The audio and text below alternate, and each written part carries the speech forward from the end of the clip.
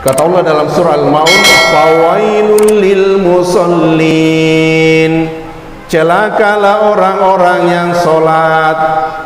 Macilakai tahu mas sempajangi, celaka mereka yang sholat. Siapa dia?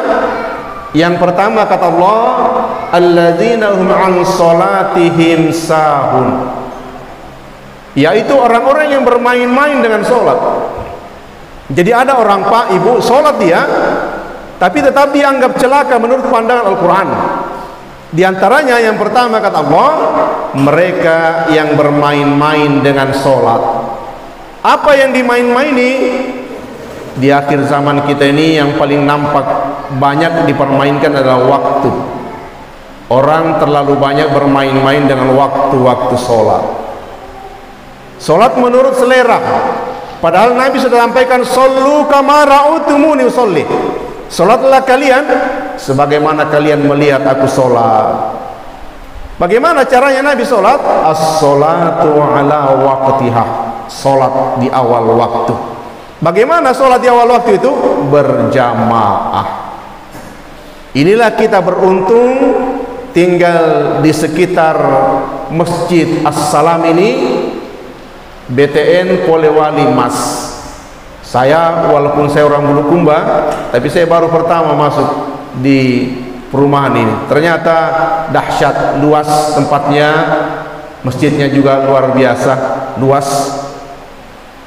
Inilah yang kita peringatkan, yang kita lakukan kepada saudara kita, bagaimana mendorong mereka agar senang sholat di masjid. Dengan adanya masjid ini, berpeluang kita meraih ridho Allah Subhanahu wa ta'ala. Sholatul jamaati afdalu min sholatil fardhi bi 27 darajat. Sholat berjamaah lebih tinggi keutamaannya 27 derajat dibandingkan sholat sendiri di rumah. Jadi andai kata kita tinggal di dekat masjid ini, lalu orang sholat maghrib misalnya, tapi kita tidak datang, kita sholat tapi di rumah, rugi, kerugiannya besar. Kita kehilangan 26 derajat. Kehilangan 26 derajat keutamaan sholat satu waktu. Bayangkan kalau kita hilang dari masjid 5 kali sehari semalam, berapa banyak keutamaan yang kita hilangkan. 26 kali 5 waktu. Allah. Kita merasa tenang-tenang saja. Saya kan sholat Pak Ustaz, saya juga sholat di rumah. Ya beda. Bahkan dalam salah satu hadis yang sahih, Nabi SAW menyampaikan bahwa andai kata boleh, andai kata bisa saya menyuruh orang menggantikan saya jadi imam, lalu saya keluar, saya datangi rumahnya orang-orang yang tidak berjamaah, saya bakar rumahnya. Bayangkan saudaraku, dari konteks hadis ini bisa kita lihat bahwa betapa murkahnya Nabi SAW terhadap umatnya yang tidak mau berjamaah. Maka beruntung kita bapak-bapak ibu saudaraku yang diberikan keringanan langkah untuk melangkahkan kaki kita ke masjid ini berjamaah.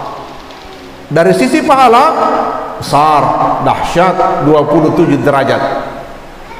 Kemudian kata Nabi, man roha ila masjidil jamaah, siapa yang melangkahkan kakinya ke masjid berjamaah, fa khatwatun tamhu sayyi'ah, langkah pertama menghapus dosa, wa khatwatun tuqtalabu hasanah, langkah berikutnya hasanah, pahala kebaikan, zahiban wa raji'ah, baik pada saat berangkatnya ke masjid maupun saat kembali ke rumah.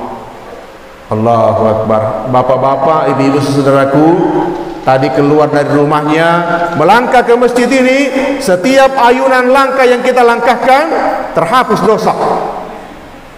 Jadi kalau kita merasa hidup di dunia ini banyak dosa, salah satu solusinya adalah sering langkahkan kita ke masjid. Sering-seringlah kaki ini melangkah ke masjid agar dosa-dosa yang kita punya itu dihapuskan oleh Allah Subhanahu wa ta'ala per setiap langkahnya. Masya Allah. Jadi kita tinggal di Pulau Mas ini, ada 100 langkah ke masjid, berarti 100 ke masjid, 100 pulang, maka 100 dosa terhapus, 100 hasanah kita dapatkan. Allah. Apalagi kalau kita tinggal di sini, kemudian kita jalan ke depan dulu, Soko Bampa. Mutar-mutar di sana baru kembali ke sini. Wah, itu sudah berapa langkah itu?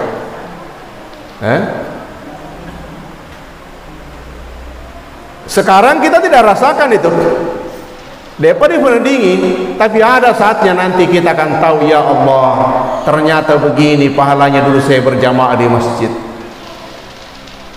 Dan mereka yang tidak datang ke masjid akan menyesal di akhirat. Mereka akan berteriak di alam kuburnya, mereka akan berteriak di akhirat, minta kembali ke dunia. Qala rabbi irji'un la'alli a'malu sholihan fima taraktu. Ya Allah, kembalikan saya ke dunia, saya akan menyempurnakan seluruh amal yang dulu saya tinggalkan. Jadi orang-orang yang sudah meninggal saat ini dalam kuburnya, mereka semuanya teriak ingin kembali ke dunia memperbaiki amal solehnya. Dia sudah lihat, oh ternyata begini susahnya orang yang kehilangan amal, begini menderitanya orang di alam kubur kalau amal kita kurang.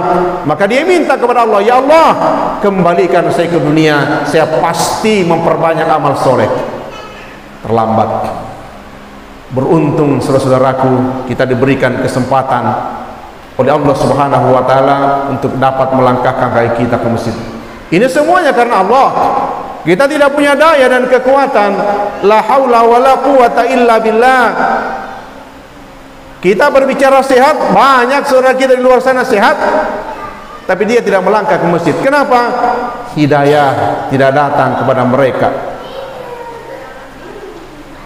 Ada orang yang punya kendaraan tidak mampu datang ke masjid. Kenapa? Hidayah tidak ada kepada mereka. Ada orang yang dapat melangkah kakinya ke masjid, tapi tidak diberikan hidayah oleh Allah untuk menerima nasihat. Ada orang yang seperti itu. Ke masjid, iya, hanya sekedar sholat saja, tapi tidak diberikan kenikmatan oleh Allah Subhanahu wa taala untuk saling menasihati, mendengarkan nasihat-nasihat agama. Maka kita semua mendapatkan ini, beruntung sudah diberikan keringanan langkah ke masjid, tinggal di tempat orang-orang yang beriman, diberikan nikmat bisa bermajelis ilmu. Allahu Akbar. Maka saudaraku, ini yang pertama, alladzina hum an sholatihim sahun, mereka yang bermain-main dengan sholat, permainkan waktunya. Sholat duhur jam 12, mereka senang sholat duhurnya jam 2. Ya, kata tahu sampaya loro T2 atau kata setengah napi telu. Ada ndak di sini di BTN Polmas? Ada katanya. Salat asar kita sekarang jam 3.20, 15.20. Kata mas sampaya ngasar T5 pi. Boleh di kokoe. Apalagi kau nggak apa boting hai. Cina pi paustase, rohima selfie dolo. Setengah nabi ndeng sampai yang asara. Fawailul lil musallin alladzina hum an salatihim sahun. Mereka yang bermain-main. Maka tanamkan niat dalam diri kita, jangan mempermainkan sholat, karena pasti kita dipandang oleh Allah Subhanahu wa taala sebagai orang-orang yang celaka. Yang kedua, alladzina hum yura'un. Orang salat celaka. Kedua adalah yura'. Yura' itu bahasa Bugisnya vince. Apa bahasa ininya? Yura' ria, pamer-pamer. Ya panasa ibadana kona pesengaman kita ditahui.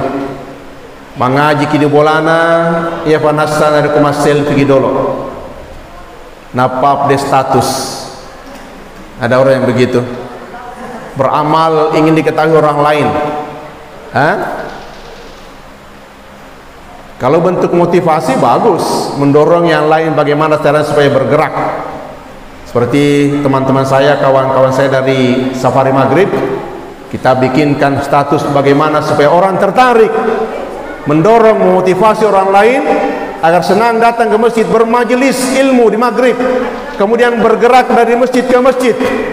Ini bagus, berikan semangat kepada saudara kita yang sampai hari ini belum tertanam di hatinya rasa cinta dengan masjid. Padahal di akhirat nanti ketika kita dikumpulkan di padang mahsyar, matahari didekatkan Allah Subhanahu wa taala di atas kepala kita, panas luar biasa, bercucuran keringat orang di bawah terik matahari yang membakar itu. Ada orang yang langsung dilindungi oleh Allah Subhanahu wa taala. Kata Nabi, sab'atun yuzilluhumullahu fi zillih yauma la zilla illa zilluh. Ada 7 golongan manusia nanti di padang mahsyar yang langsung dilindungi Allah Subhanahu wa taala. Salah satu di antara yang 7 kata Nabi, rajulun qalbuhu mu'allaqun fil masajid. Orang-orang yang punya keterikatan batin dengan masjid. Mudah-mudahan kita semua yang hadir di masjid ini mendapatkan tiket yang satu ini, punya keterikatan batin dengan masjid. Yang terakhir, yang ketiga, orang yang sholat tapi masih tetap celaka dalam Al-Quran adalah wa yamna'unal ma'un. Jadi ada 3 tadi. Fawailul lil musallin alladzina hum an salatihim sahun alladzina hum yura'un wa yamna'unal ma'un. Yang ketiga, wa yamna'unal ma'un. Orang yang celaka kata Al-Quran, orang yang seke kikir gelang bagulik batu tia cibeng, orang pelit. Kita di masjid kita ini luar biasa cantik. Kenapa? Ada orang-orang yang dermawan, yang memberikan hartanya untuk kepentingan agama. Allahu Akbar. Maka salah satu hal yang sangat disesali oleh orang yang meninggal dunia adalah laula akhartani ila ajalin qarib, ya Allah, andai kata kau tunda kematianku, berikan kesempatan saya hidup sebentar saja ya Allah. Untuk apa? Fa asaddaq, saya ingin sekali bersedekah ya Allah. Kenapa orang yang mau meninggal dunia, bahkan yang sudah meninggal dunia, mereka minta hidup hanya untuk sedekah? Kenapa bukan berhaji? Padahal haji kata Nabi, al-hajjul mabrur laisa lahu jazaa'un illal jannah. Haji yang mabrur tidak ada balasan baginya kecuali surga kata Nabi. Jadi orang yang berhaji mabrur dijamin masuk surga. Tapi orang yang sudah meninggal tidak minta itu. Dia tidak minta kembalikan saya ke dunia ya Allah, saya ingin berhaji. Tidak. Ya Allah, kembalikan saya ke dunia, saya ingin baca Quran. Padahal baca Quran pahalanya 10 hasanah per hurufnya. Dia tidak minta. Yang dia minta adalah fa'as-saddaq, saya ingin sekali bersedekah ya Allah. Apa rahasianya? Ternyata sedekah itulah yang meringankan beban-beban sakaratul maut. Jadi orang-orang yang senang sedekah itu kalau meninggal dunia nanti diringankan proses sakaratul mautnya. Sakaratul maut proses yang sangat menyakitkan.